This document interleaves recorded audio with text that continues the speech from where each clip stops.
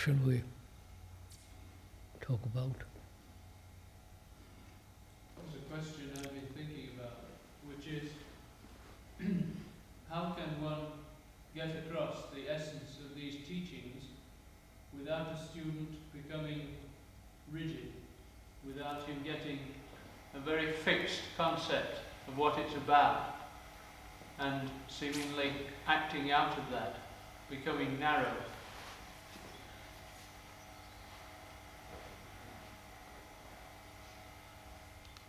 How shall we do it? Would you start with learning? Because learning is a constant process, isn't it? So there can be no rigidity if there is really an act of listening and learning. Both listening to everything that's happening outside and inside, and learning. Would that reduce the rigidity?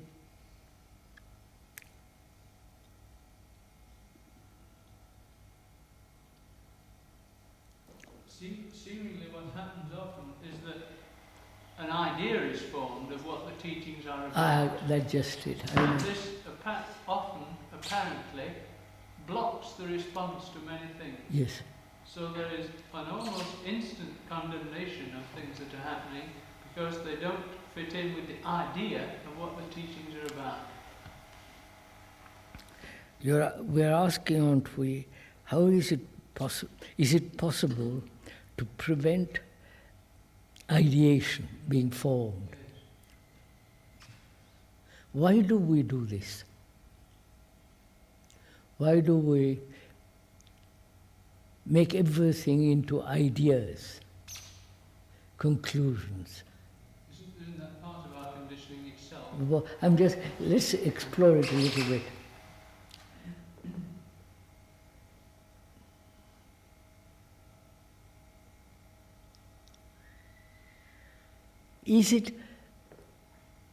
Is there a time interval between listening and acting, and therefore ideation being formed?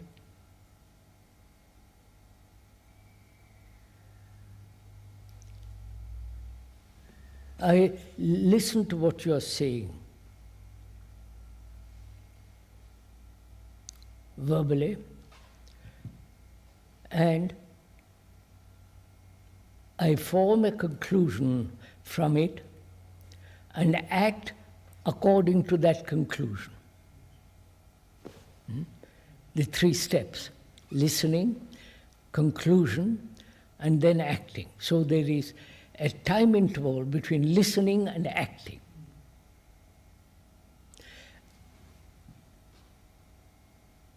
Why do we do this? This is our process. Continuous resistance to effort. And when you've got an idea, it makes it all simple. You just simplify it to an idea, and then you don't have to think any more about it. So that's one of the tendencies why you get ideas, to save yourself effort. Are we saying that where there is listening, ideation of formulation and action, there is effort involved in it? Whereas listening, acting, not ideation, then there is no effort. You see and act. Like seeing danger and acting. But the mind tends to store up in the memory a residue of that, which is that X is dangerous. Whatever was perceived is a danger. Therefore, that is stored as a sort of stationary fact in the memory. Let's go into that too. That is, one sees a dangerous snake, and there is instant action. That instant action has been conditioned by centuries of being told that snakes are dangerous, and therefore it's a conditioned action of self-preservation. That is. Now, is there a difference between that and listening and acting? Seeing, observing and acting? In the observation, there is no conclusion, no preconceived ideas. You observe, see what is, and act. Perhaps because of the previous process, which is to see that the snake is dangerous, we tend to carry that over into everything and accumulate a lot of facts about something and act out of that rather than the new perception. The mind seems to have conceived as learning as accumulated facts from which one reacts instead of something different. Now, let's see. The danger of a snake, a conditioned response, and observing and acting, is there a difference between these two?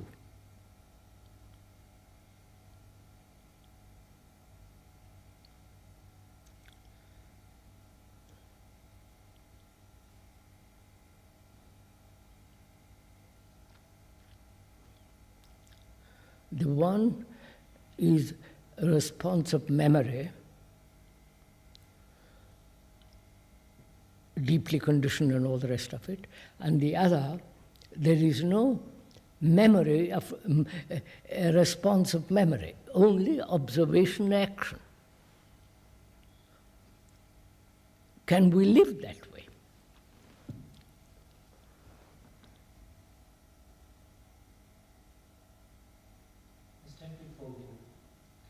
Conclusions. Well, aren't all conclusions arising out of the known, in which there is some feeling of security?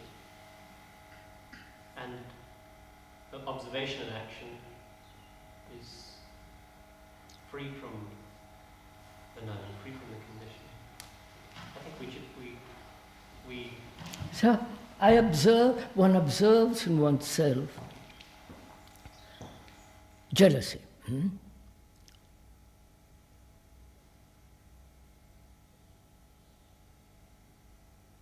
The conditioned response to that is, I mustn't be jealous, or rationalize jealousy, or suppress it, or it's run away from it. Those are all conditioned responses to jealousy. Now, the other is the observation of jealousy without all the conditioning responses, just the observation of jealousy and the ending of it.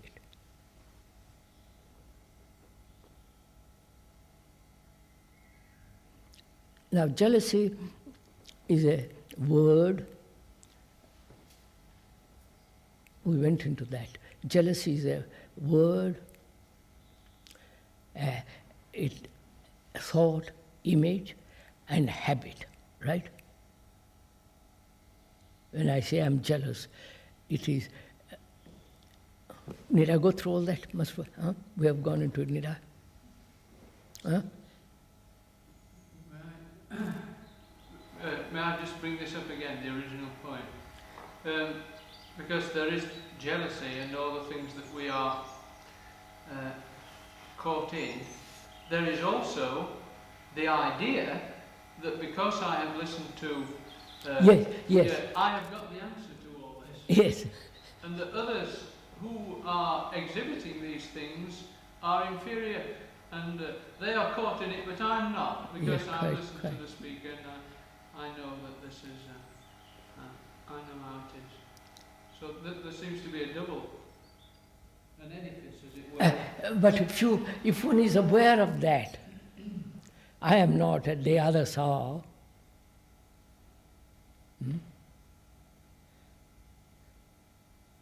what happens?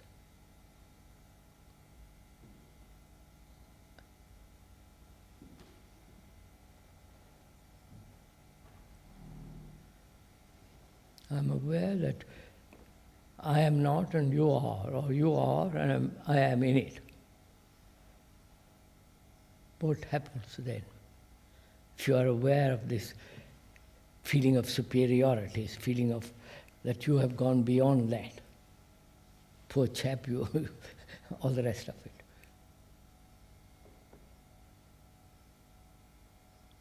If you are aware of, would you go through it?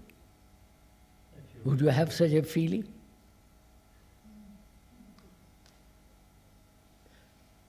Which is really another form of jealousy, isn't it? Huh? It's a calculation of habit. Yes, habit, another form, same thing.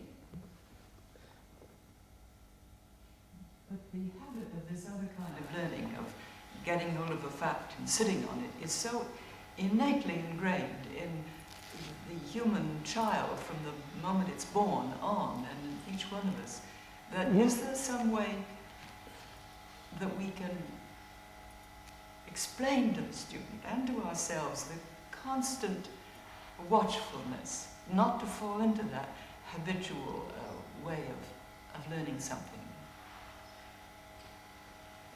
So that you... When I'm learning about myself, or the way I think, the motives, or when I'm learning about myself, I don't think this would ever arise. I would be superior to the other.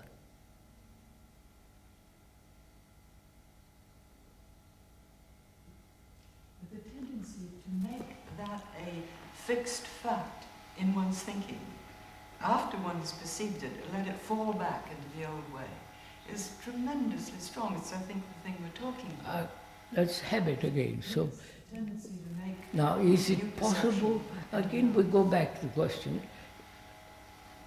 to drop a habit, see what habit does, which is mechanical process, which is the mind, the brain has become mechanical, see its danger of it and drop it. Apparently that's the most difficult thing, what we were discussing the other day. To see a habit and to drop it. It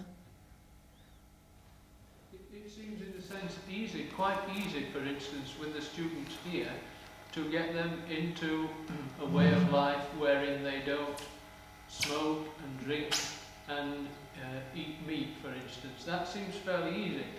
But then it seems to be that in the very process of that, there seems to be an ideation taking place that because I don't smoke and drink and eat meat, etc., I am therefore, when I go out into the world and meet people who do these things, they are obviously, they are not Untouchables.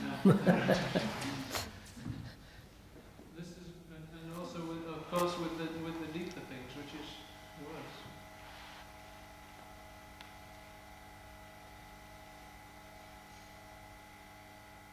Is that an intelligent action? An intelligent...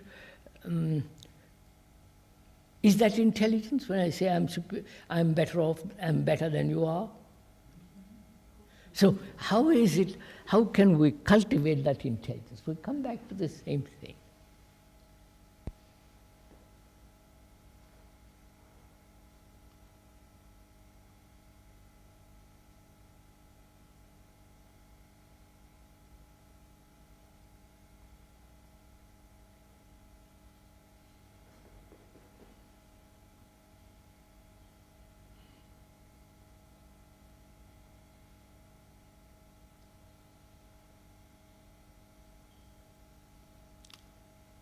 What shall we do?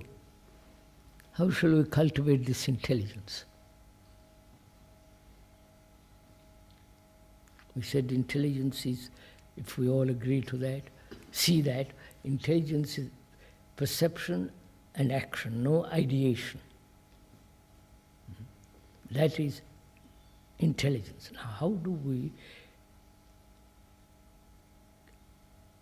convey this to the student so that he becomes really intelligent.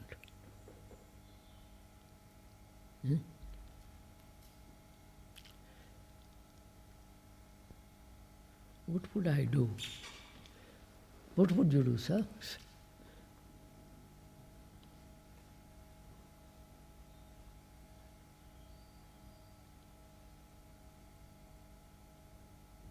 What would I do with a lot of children, students of various conditioning, from different so-called culture and all that. Now, how shall I, if I'm a teacher here, how shall I break down all that? And in the very process of breaking down, they become intelligent. Right? Now, how shall I, if I was here, what shall I do? What would I do? Come on, sirs, what would you do?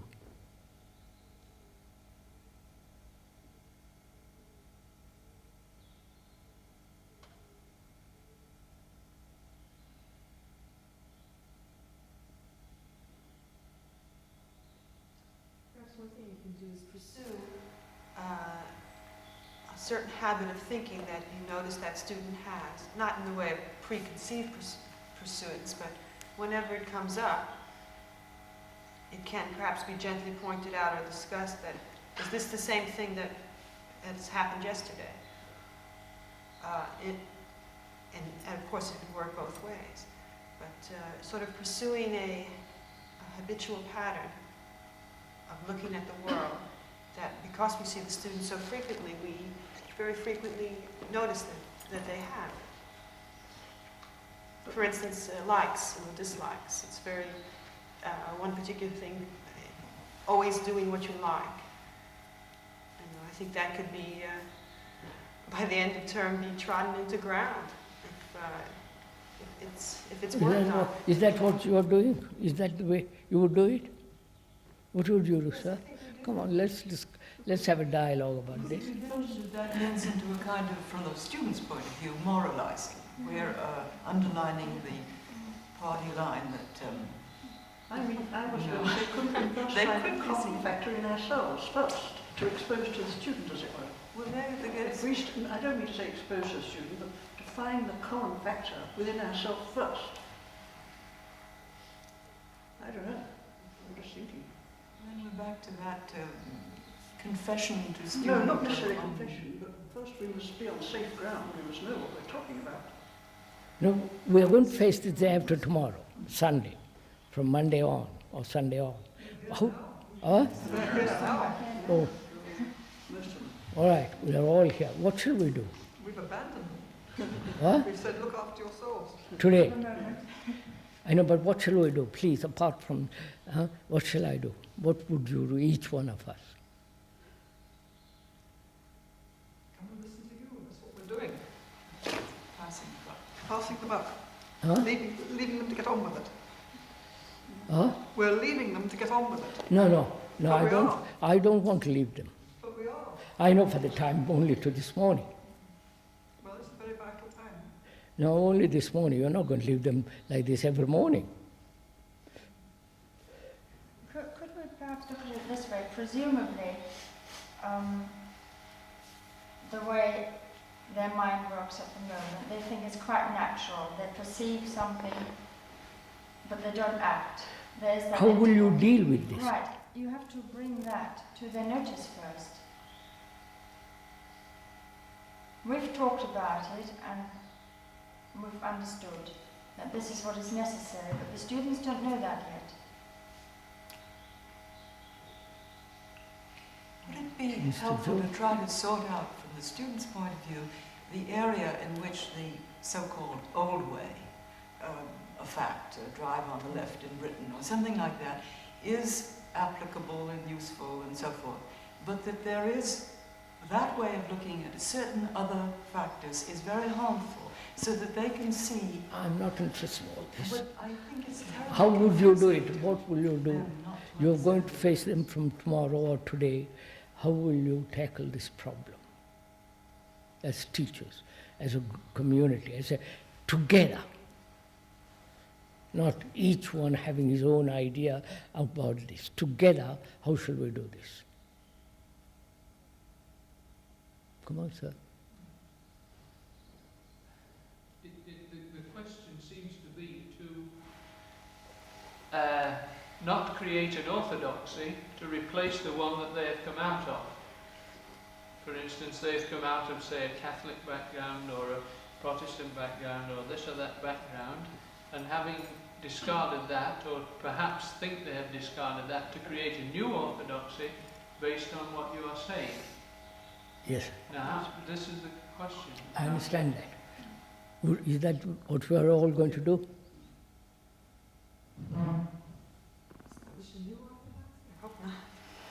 This is what is worrying. Yes.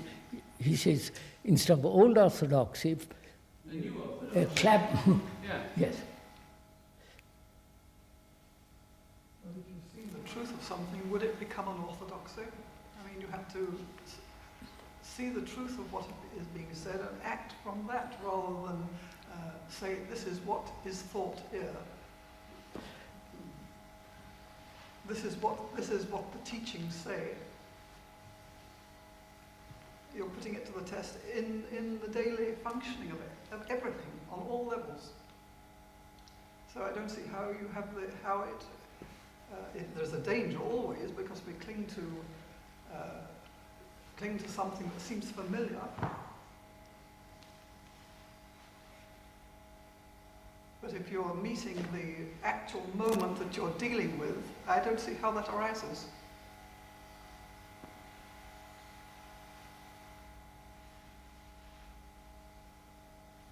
I think it's thinking about it. But it Brings does that arise. about. I mean, one can't deny that it does arise. Yeah, but that's our job to deal with it and break it down as it arises. Why? That's what we're talking about, isn't it? But that is the thing in action. Yes, I know that that's the thing in action, but So that you're on the ball the whole time, whatever you're doing. It doesn't matter what you're doing. I don't know. I feel one could perhaps go further into it. Is that what you're all going to do? Point out each time as the thing arises? Discuss it. Is that what you're all going to do? One has to listen to what At is the said. end of a month, they say, oh my God, here. When they say that again, say, well, Lord, I've heard that before.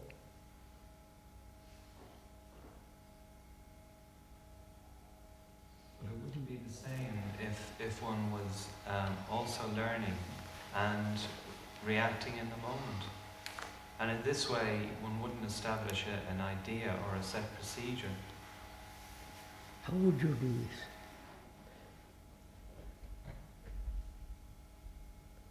Were you going to say some person? Should I? Yeah, please, please. So, we have discussed a great deal with you, both in India and here. We've gone into it.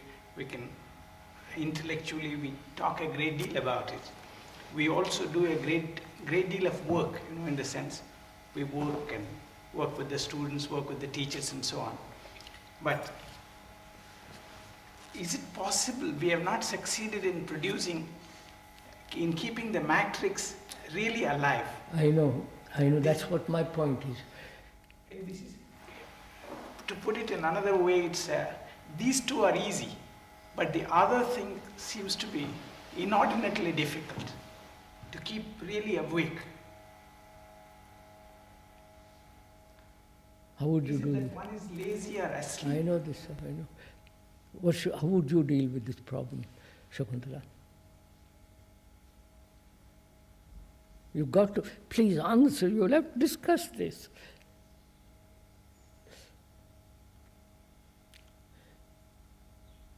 What would I do?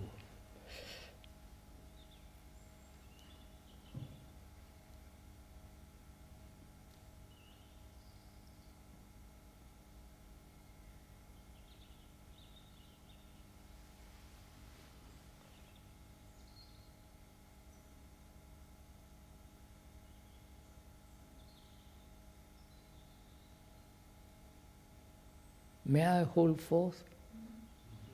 Huh? I don't want to. The way I would do it, I may be wrong, please correct it, and don't listen, accept it, jump on me, criticize, go into it with me.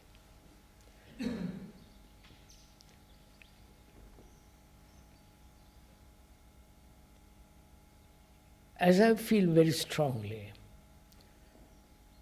that they should radically change psychologically, that's my chief concern, nothing else. Except they have to study and all that. But my chief concern, my commitment, my passion is that they should, when they live here, they should be totally different human beings. That's my chief concern. Now, being that being my concern, I want to convey this to them.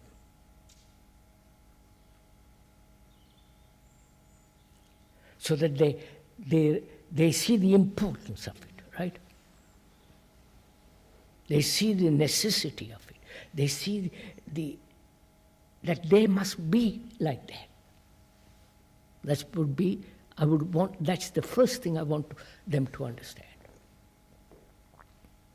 Which means I want them to listen to what I'm saying, to listen.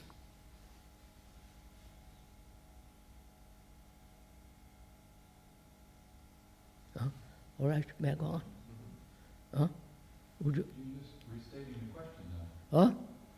You're just putting the question in different words. The question that you put to us is, how do you bring that about? I'm going to do it. As I am the teacher for the moment, as I'm concerned, I want them, this is my chief concern. So I would meet them, if I was here, every day about that. Set about 10 minutes or half an hour every day and say, listen now, we must find out together how to change ourselves radically.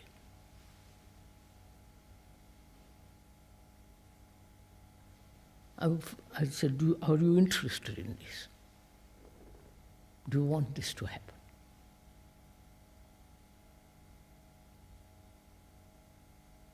Then they would ask me, what do you mean by change? Then I would have dialogue with them.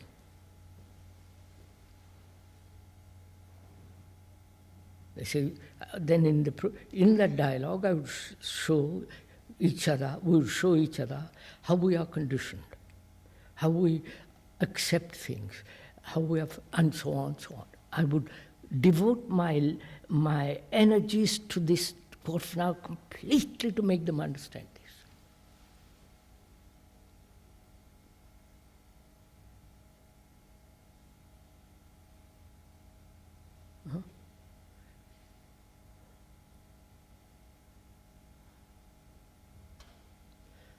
What is? Huh? I don't see how that would work. Because I feel passionately. I would convey my passion to them.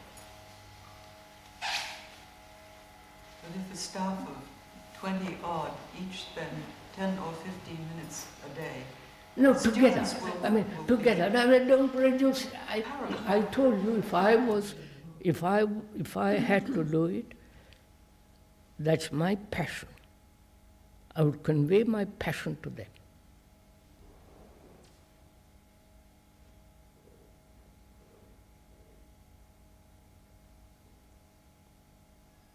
I would find 10 different ways to convey it. On a walk, sitting, I would do it. I think the task for us seems to be to convey it non-verbally, really. Non-verbally as well as verbally. I would say, listen to me. See what's happening in the world. You are conditioned. You are this, you are that. You follow? Go into it with them completely. I'm not frightened. I say I'm exposing myself to you. I don't mind. But don't make that into a burden about it. I'm not putting a burden on you. See what I'm doing. This is being done already, but this is being done already, but obviously we are not doing it in the right way. They find out if you're doing it, what's wrong? Why don't they catch fire about this? Feel they're being spoken down to. Huh? They inevitably feel they're being spoken down to. They feel they're spoken down to. I know. I've told you, I've come off the pedestal mode. All that's washed out. Cut it out. We've been through that. Assuming that they don't catch fire seems to be an assumption that isn't necessarily carried out.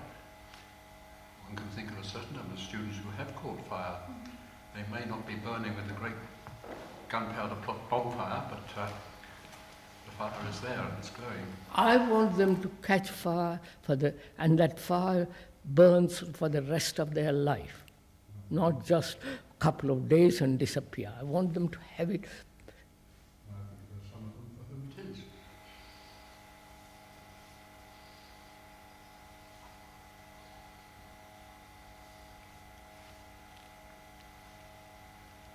So, may I put the question to you? Is this a passion to you?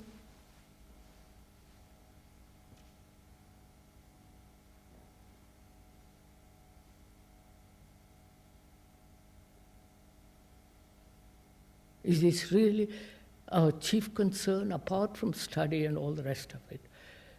Is this our real passionate concern for each one of us?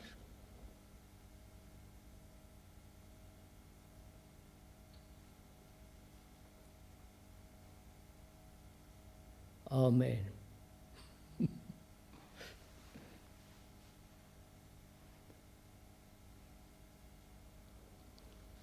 See, I'm going to meet them.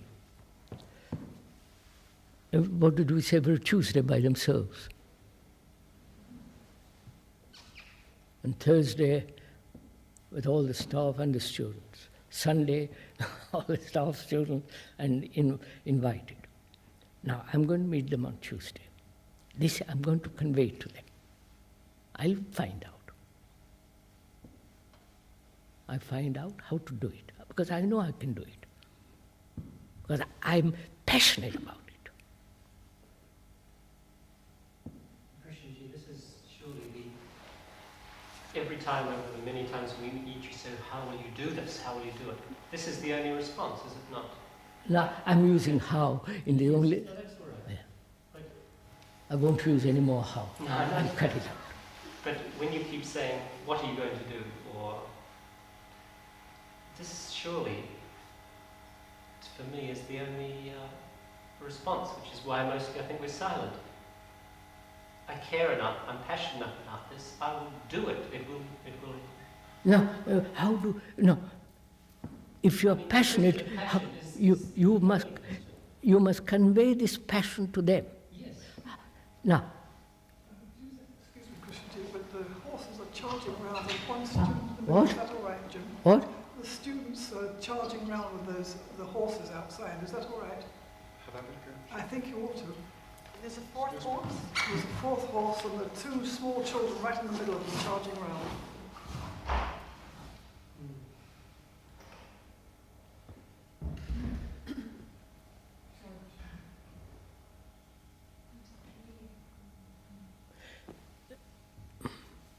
If you and I are passionate about it, passion is common to us. Not your passion is different from my passion, right? Passion is passion, right? And our approach to the student must be the same. Well, it must stem from the same... Stem from the same... Yeah. So we must be careful that we don't contradict each other to the student. Right? You may say one thing out of your passion, and I may say something out of my passion which may contradict yours. but we are both passionate. So we must go into that, so that you and I don't contradict each other. Yes, we do spend a lot of time amongst ourselves. We are doing it now. We must be careful not to contradict each other. Not careful. We must, right? Now, how shall we? Not in what way then shall we convey this without each one of us contradicting it, contradicting each other?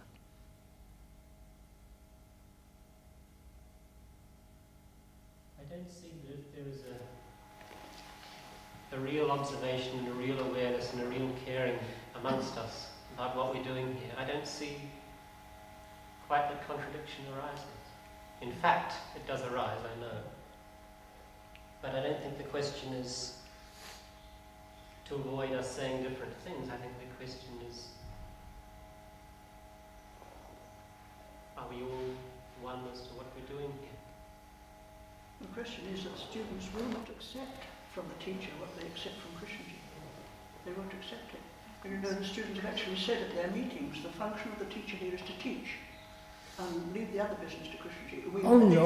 They have said it, that we don't want to hear anything of Krishnamurti's teachings from the teacher. Is that it? No, I would cut out. Wait a minute. That's why I'm wondering whether it's absolutely wise for you to see the students alone. No. I would not talk about the teachings. I am concerned, as we are concerned, about the transformation of a human mind, human being, which is absolutely necessary in this culture or in these times. That's all we are concerned, not about Krishnamurti's teachings. So blazes with all that stuff. I don't think that comes into it. It's not your teaching. No, of course not. If that was the case, then we might as well hang up. Huh? If that's the case, Doris, we might as well stop the whole school because Kay won't be here all the time, and we can't go. We can't have that. I wouldn't enter into that at all. I'd say are we concerned together? Do we feel passionate together about this? It's nothing to do with somebody's teaching. But there is I don't quite follow. If you're passionate about the same thing, the transformation of man, then how can there be contradiction? And there can be contradiction if one's passionate about of course there must be contradiction. You and I may feel passionate, right? If it's on the same line, if it's on the same, seeing the need for the changing of man, how is there contradiction? You and I see the basic need of transformation of man. You and I may feel very strongly about it, passionately about it. Now, would you not convey that passion in a different way from me? Yes. And there might be contradiction in that. There might be of course. Contradiction because we've not all handled our own conditioning, and therefore. That's what I'm saying. Yes. Well, there may be contradiction, do you mean, in the way the student interprets what's being done? No, how you convey, not in what you say to the student, how you deal with a problem with the student. I may deal it one way, and you may deal it another way, and therefore there might be contradiction in that. Actual contradiction, of course. That's what I'm talking about.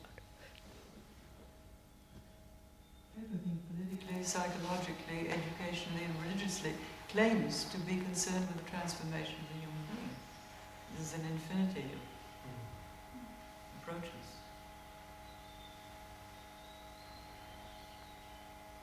See, I've come off the pedestal. I really have no motive. And I'm, as also you pointed out to me as a new teacher, self-interest. I see that.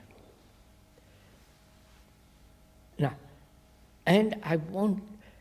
my passion is to see that they understand this basic necessity of transformation. and I will talk to them. My talking and my acting towards them must be the same as yours. Otherwise, we'll all contradicting each other. That's all I'm trying, basically.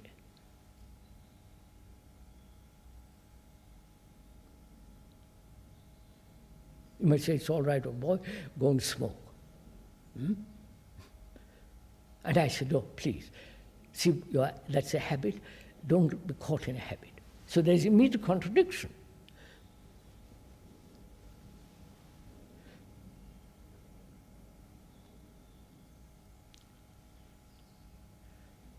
Wonderful.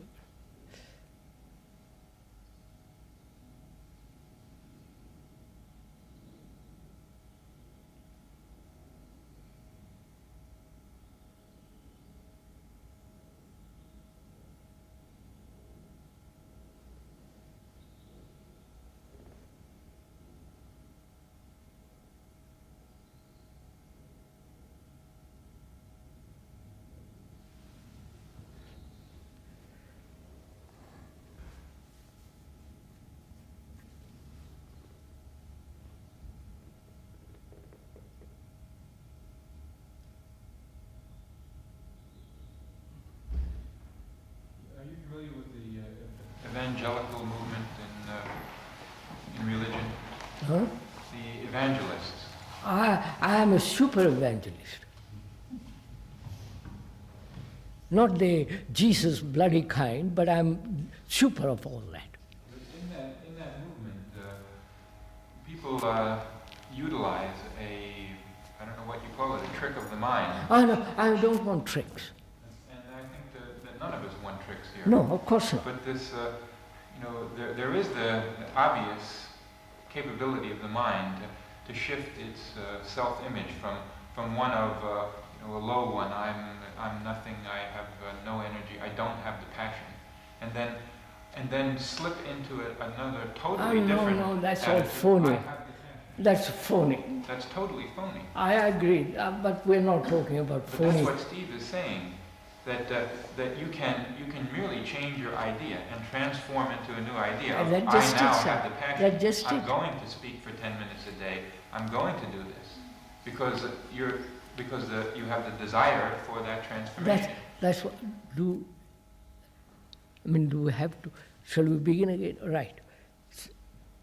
Don't we all see the importance of radical transformation of a human mind?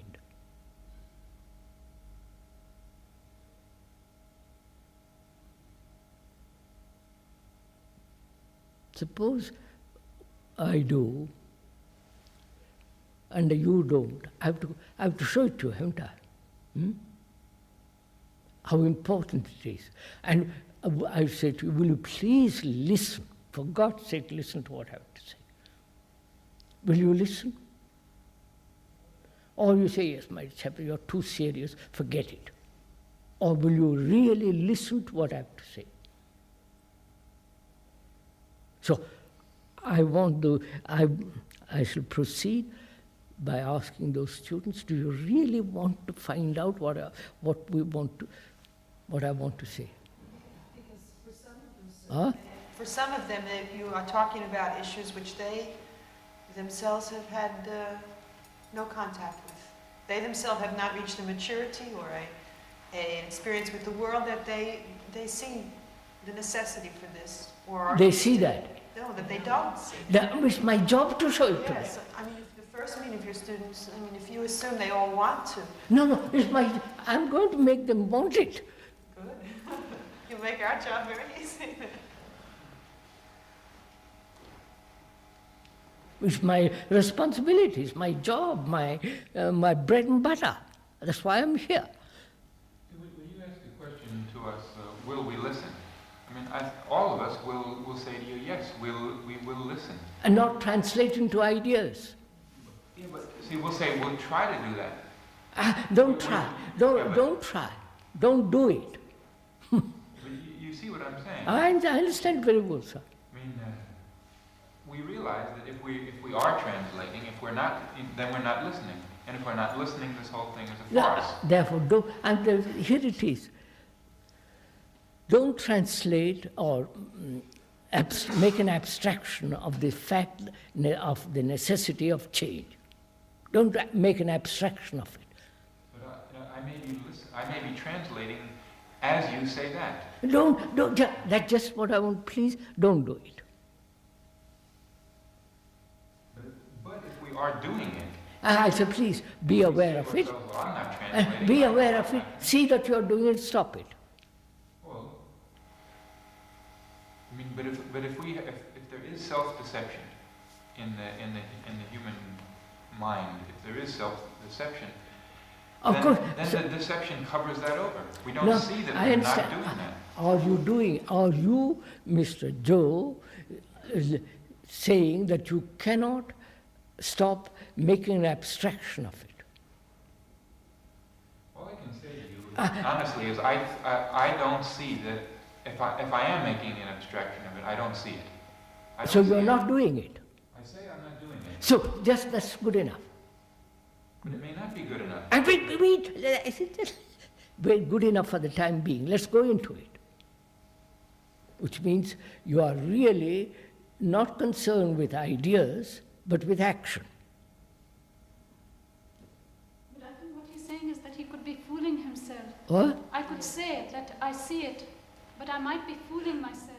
You will find out. Don't say, I might be fooling myself, and talk about it. Making an abstraction out of action. Yes, so, but find out if you're making a fool of yourself or caught in an illusion.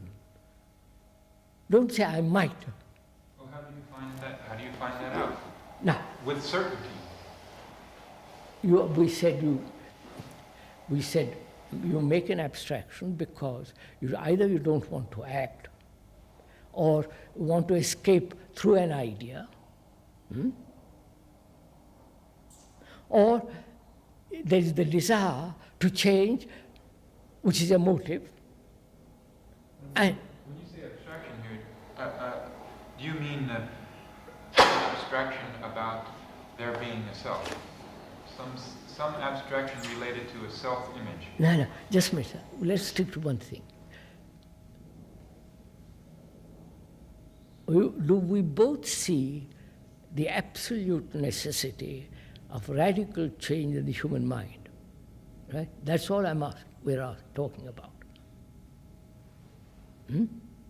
Now, when you listen to that, do you make an abstraction of that into an idea?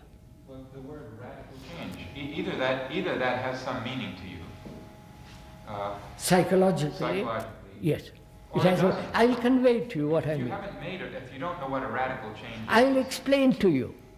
Don't quarrel over words. I'm not quarreling. No, I'll explain to you what a radical change is. A radical change implies not conforming to a pattern. That's one thing. Not conforming to any authority. Authority of your own experience or the authority of another. Right?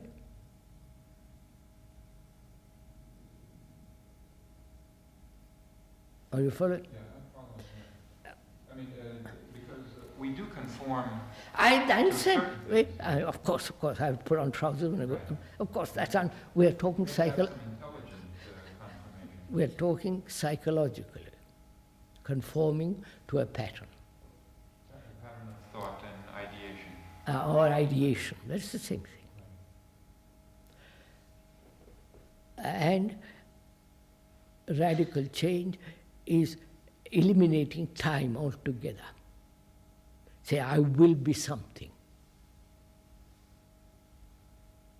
I will change later on. Right? That's one of the basic things in transformation.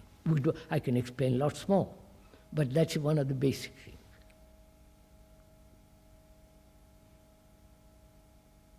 You agree? You see that? We're with you with that. Huh? I think we're all with you with that. Wait, now, if you're all with me or with the person who is talking, you feel that's important, don't you?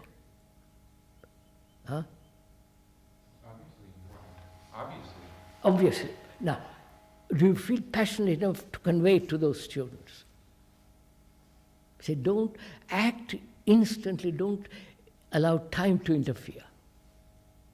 After explaining what's all the thing involved in it. Well, we do that when we see them acting in a pattern, thinking in a pattern, conforming. Yes, we do that. Yes, but apparently they don't do it.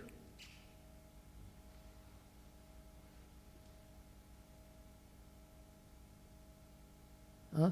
You pointed, huh? Not always, sometimes they do. Sometimes I want, please, my God, you people. I want my son to be intelligent. And I want, not just wishy-washy stuff. It's my burning desire that should be totally different from the rest of the human monsters that are growing up in the world.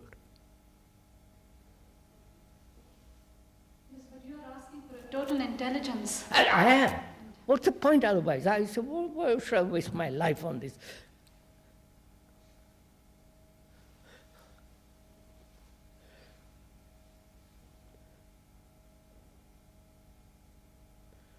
You might ask me, you have taught for 50 years, have you done it there? Then if you haven't done it there, why the heck do you expect those children to do it? I mean, I'm asking, have we done it here? Have I done it? Huh?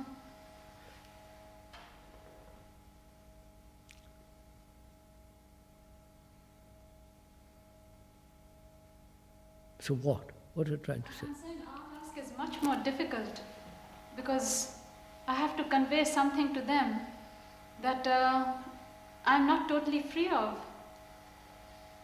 You're not totally free and they're not totally free. Therefore, we've been through that. Talk it over with them. Say, look, I am not. We are both on the same level with regard to this. I may know history much more than you do, but that's a different matter. So as I've come off my pedestal, and we are together in this problem. So let us, both of us, find out. God, you're all... huh?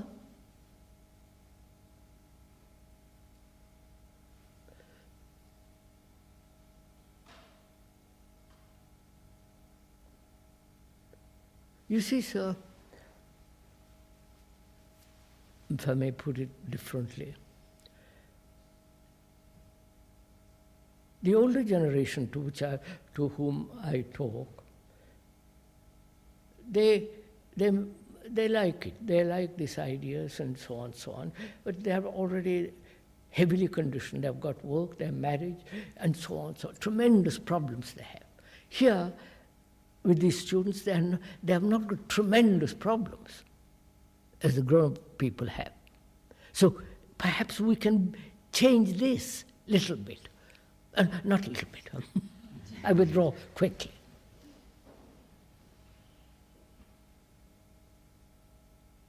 Krishnaji, how can we be sure we're not involving ourselves in the blind leading the blind? That's your job to find. Don't, if you're blind, find out why you're blind. So we all say, yes, how can I, if I am blind, how can I change leading, all the rest of it. And you make that statement and remain there.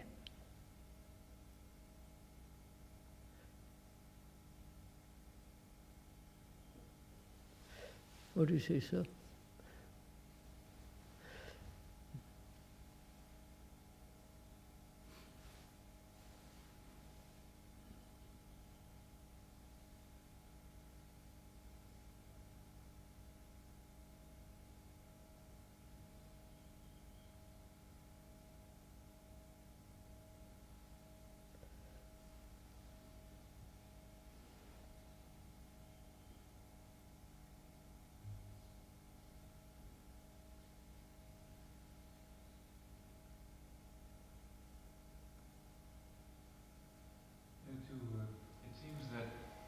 To have seen through conditioning is one thing, but love seems to be an entirely different thing.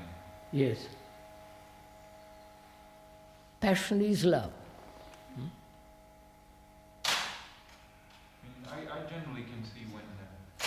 pattern of thought. I mean, I can't, I can't be certain that I see through all the patterns of thought that the mind goes through. But sometimes I feel that love is an idea. You see what I mean? Yes. For me, love is an idea. It's more like I should love. I know. So you don't love. That's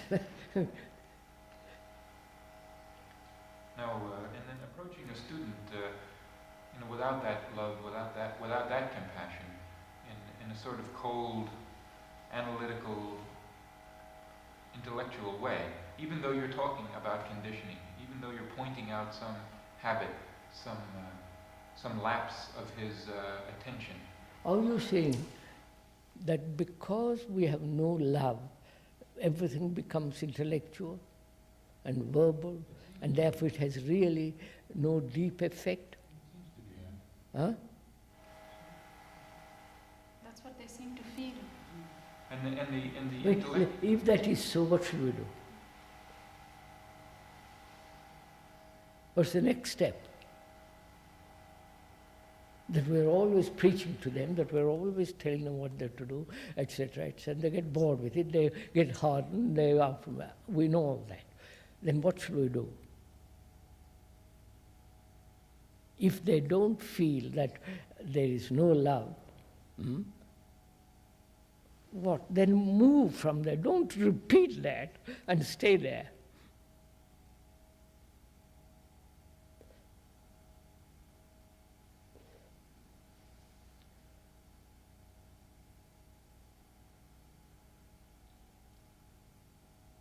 I think we have an affection for the children, for the students, for each other. I mean, we realize that... But affection is all right, but it's much more than that. It seems to go back to when we're talking about love in the sense we're using it in this room, as everyone is aware. It doesn't exist when one is still involved in these problems of self. And as Joe says, we have affection for the students, we have concern, we have sympathy or empathy. But if there isn't that What will you compassion, do? I understand. We've got little affection, all right. But that's not good enough. There must be love. What? Then proceed. How to have this thing? to free yourself of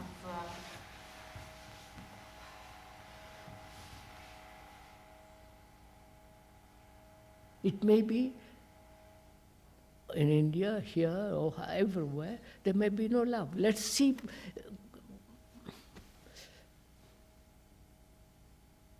You follow, sir? But, look, I have affection, but I see it's not good enough. The other thing is what is necessary. Then, how shall I proceed? Say, well, and keep on saying I have no love, but I've got a little affection, and what? What is my next step?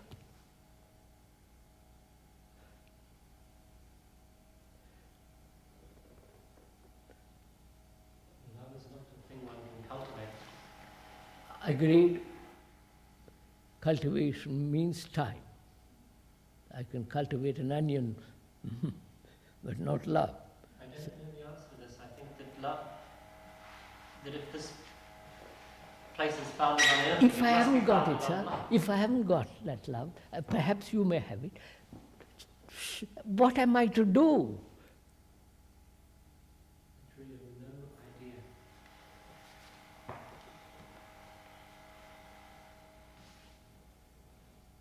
Why?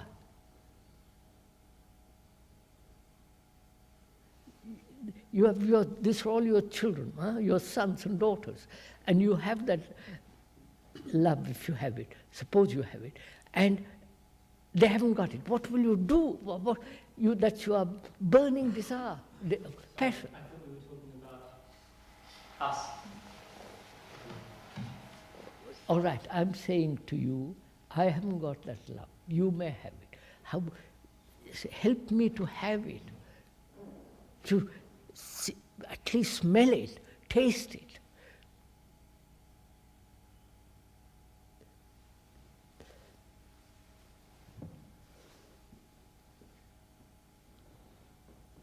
I think that happens. Huh? I think that does happen. It can't avoid it happening. Why not? I know it cannot be cultivated. I know it's not a thing that you give it to me. No, I'm saying I don't think it can avoid but be communicated. Huh? I think if the person has love, the speaker has love, it must be communicated, it can't be avoided. I know, but you can communicate it. I can't because I haven't got it. Then I am asking you, please teach me, and what am I to do?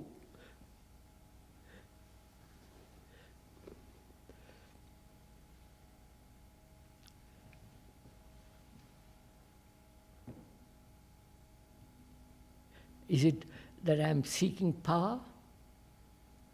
That I want to dominate people? Is it that I would, you follow? I would give up everything to have that. Not have it in the sense I possess it, you understand what I mean?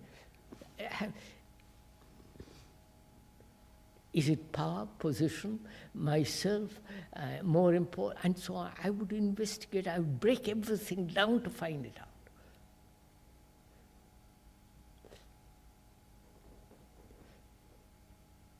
Because without it, you follow?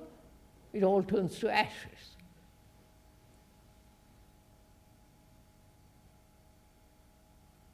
If I say I have no love, isn't that already a self-image that I have about myself? And that's not, you don't, we are talking about verbally, of course, it's not image. You can't put into words, there is the feeling of it, there is the extraordinary sense of, all the rest of it, you don't have to. But we are talking verbally for the time being. You may have it, and I haven't got it. It isn't in me, and I like to have that flower born in me.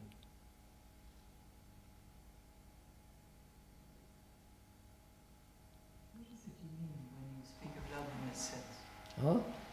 What is it you mean, this quality of love that you're talking about now? What do I mean?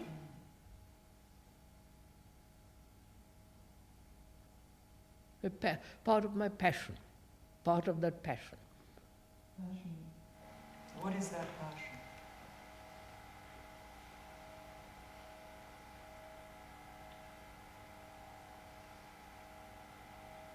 Did I explain it? I think so, Krishnamurti, because I think there's a tremendous misconception, or possible, not necessarily here, but among many people, an abstraction, a sentimental abstraction. Oh no, there is, and one must love.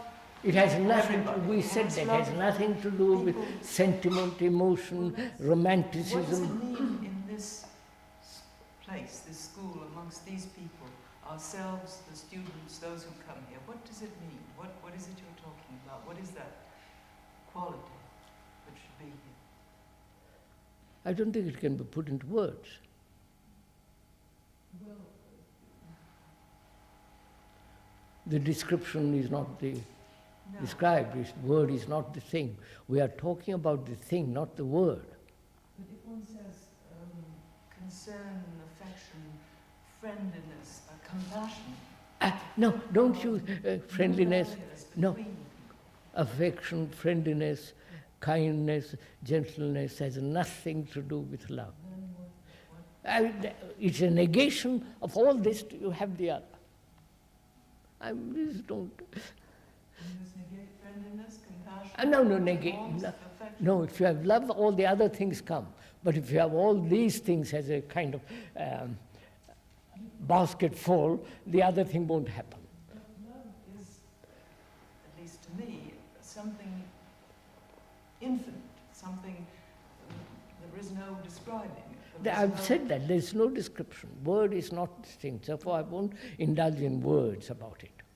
Unless one is on a plane where this is a total reality all the time. What does it mean to those of us who are not, except I feel that we're using something sacred in a lesser way because of not knowing that totality. And therefore it's terribly dangerous to talk easily about love. I don't mean you. It may be, I may convey to you if you are very quiet. Instead of all these arguments and back and forth, if perhaps you are very quiet, you may know it. I may convey it to you. Or there might be non-verbal communication. Therefore, I want those two, you follow, my concern is that, nothing else. Well, it seems obvious that any self-image blocks seeing that. Now, it seems to me also that the usual case is that I have a self-image blocking seeing love, but I don't see that self-image. It's not clear to me. But say you see that in me. You see that you see my self-image, and so you also knowing my self-image, you could hurt me, because any self-image can be hurt. Surely. Now, is love always avoiding hurting me? No. No, Obviously not. Sometimes, It's like going to a surgeon. No, I mean psychological hurt. I mean that psychologically, if you are hurt, then then you have to pick up that problem and go into that problem where you are hurt. Well, I might be hurt if you. I have this idea that I'm very humble. Yes. You I would say that. you might feel very humble. I say, look, you're playing a game with yourself. But that might hurt me. Then pick it up. Look, you might be hurt, and you say, why are you hurt? So are you suggesting then that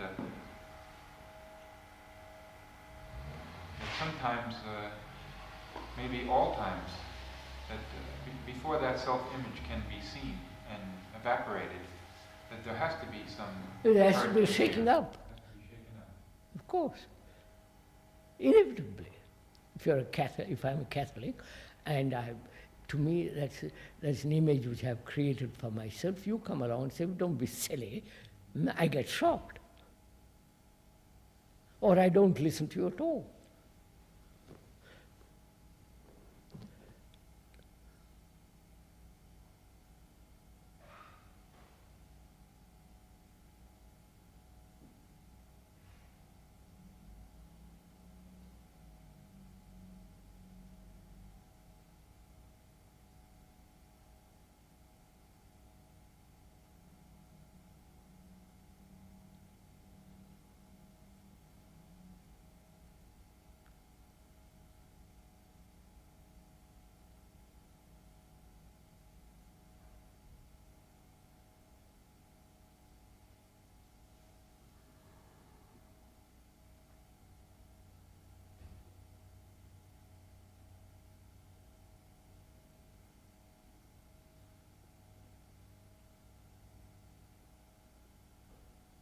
I wish we could stick to one thing. That is, mine, not yours, my chief concern is that radical, deep psychological change. And when he leaves this place, he must be so completely changed. That's my concern. In that concern is my love for that. I love him so I'm passionate about it.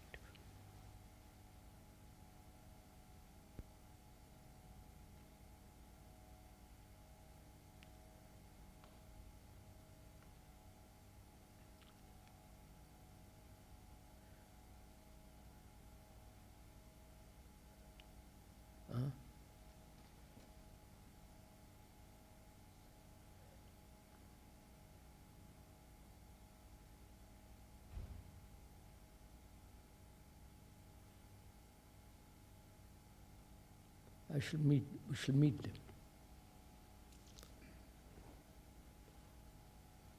I would convey this. Say, look, that's my passion. I would show it, you see why it is. Look at the world, what's happening, everything, the appalling things that are happening, the cheating, the lying, the whole terror, all that. I say, look, therefore, you must change, you must be totally different. Not as a superior entity, and just be different. And I would go into it. I say, what is involved in this? You must have love. There must be love in you. And they say, well, yes, sir, I have plenty of it because I want to sleep with that girl. Right?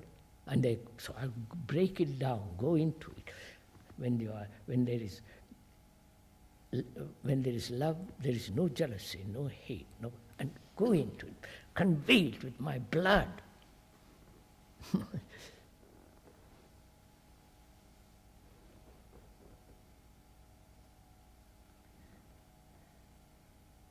actual practice, we meet the student, for the first time, say, in the corridor, and you look at them and you see that they're shy and that they're frightened and that this is not the time to start explaining to them I saw some of them. Why the world is like that. They look so nice, some of them. So what are we to do when we perceive their self-image, we see that they have this image about themselves and this making them afraid? I break it down. I said, don't have an image. See what's involved. You'll get hurt. For God's sake, don't get hurt, because you will get hurt as long as you have an image. You follow? But this is when we just meet them. We pass them in the corridor, and this is the first time. I know, first time, sir. First time, they must feel that this is their home, that they are loved here. I know you can't do it. Leave it.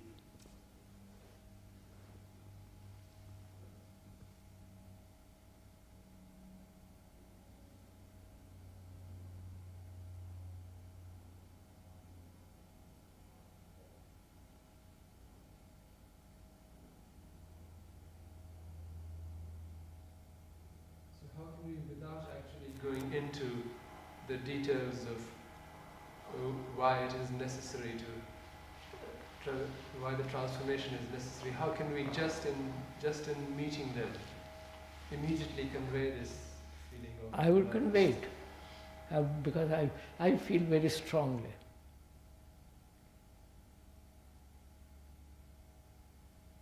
No, I will convey it all right.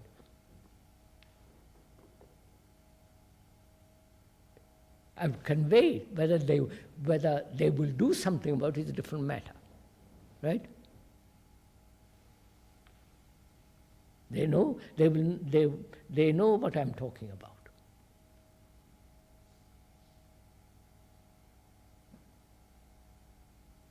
When I talk to big audiences, all the rest of it, they know exactly what I'm talking about.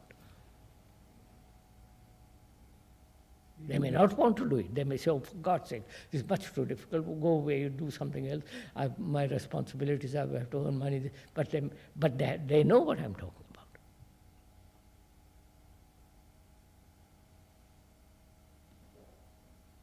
So I want them to know what we are talking about. All of us together, if we are not clear, they won't be clear. What we convey, if it is not clear to ourselves, we'll make them more confused.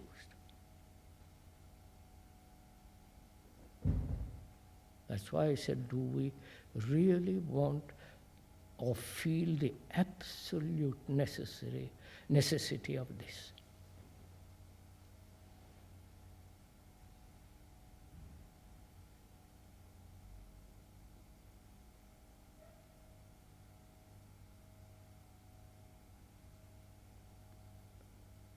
Because here, with the saying when they talk under the marquee, they listen, they know what I'm talking about, and go away. Here we have them for the next 4, 5, 6 months.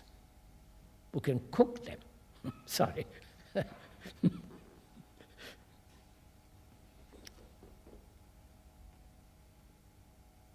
I mean, I feel in those Indian schools, they exist to cook these children. And they don't.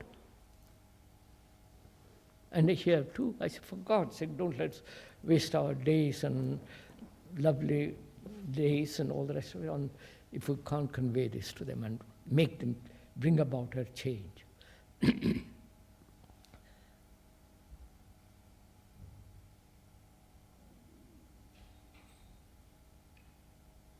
Look how they train. I was listening to something last night on the television. How a good family conveys to the children their taste, their way to behave. It's you follow. It's drilled into them. Day after day. I'm not saying that we should do that. It's that they're being conditioned that way. Here, if we could uncondition them that way, say, look, watch. Are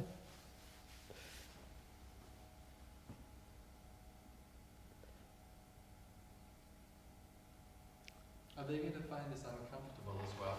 Oh, that's understood. That's what he meant. Mr. Joe meant that. They get hurt, they feel uncomfortable, they're frightened. So we have to go into it, point it all out, follow it.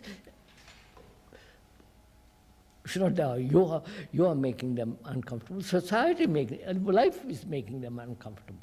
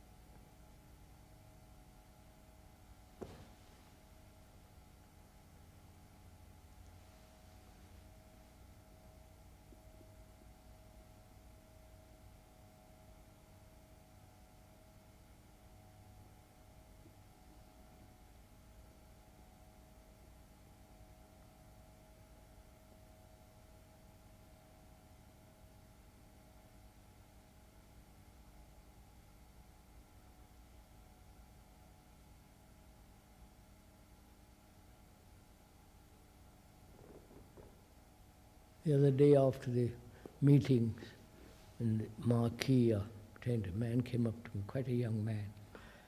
He said, I've understood what you're talking about. I want to be with you so that I get more and more. You follow? I said, that's stimulation, and you might just take a drug. He said, no, I just want to spend my days talking to you, being with you. He said, then you depend on somebody. And he was really so moved, he began to cry, what am I to do?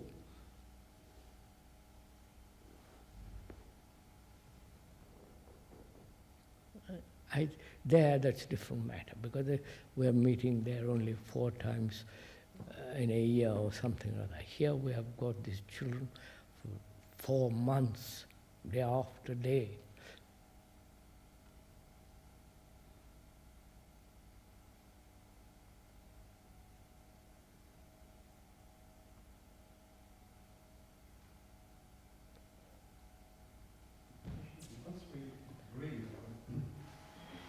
We're going to hurt the children. We're on very dangerous ground. What's that? Once we agree that we are going to hurt children, we're on very, very dangerous ground. No, I would see not hurt them in this sense. I would go, sir, they are children, they are young, they are sensitive, they are also conditioned, they are also hard. They have already settled in a groove. You have to pull them out of it. Say that might hurt. So it all depends how you deal with it. You've got to be terribly clear on the precise area in which it's legitimate to her.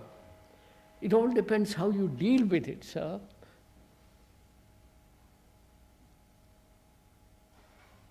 And you don't have to have love in your heart to see someone's conditioning. No, of course not. And hence see their image-making process and know how to hurt them.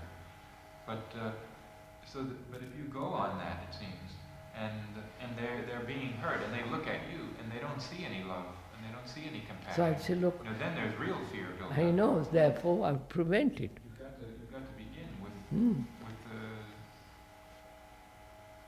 I said, I'll tell them, I said, look, I might say something, don't be hurt by it. Listen to find out. So then,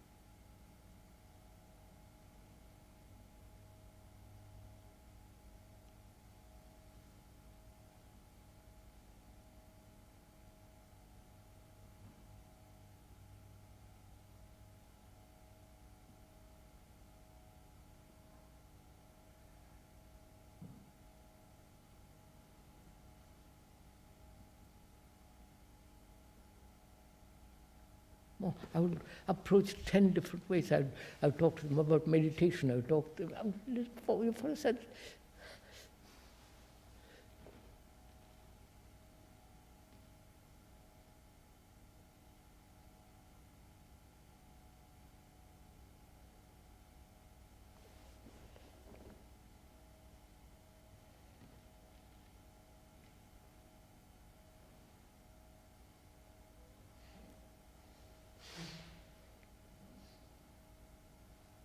Unfortunately, it's not my job to stay in one place and cook anybody.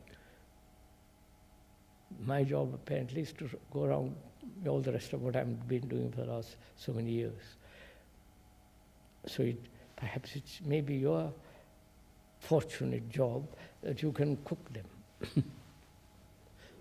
Sorry, I'm using the word cook in the sense, not in any ugly sense.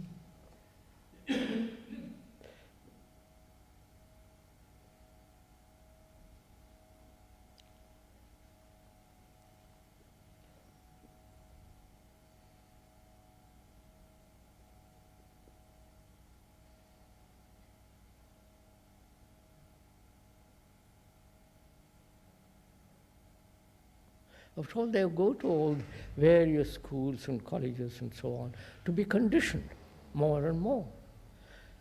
If they can condition them, I don't see why we can't uncondition them here,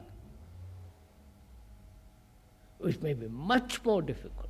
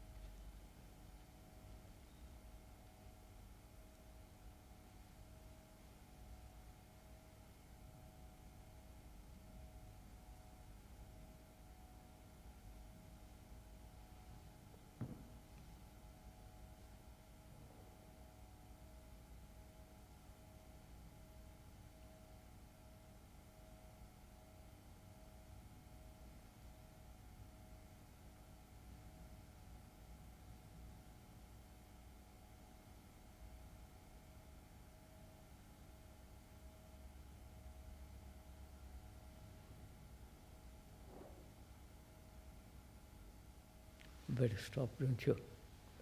1 o'clock.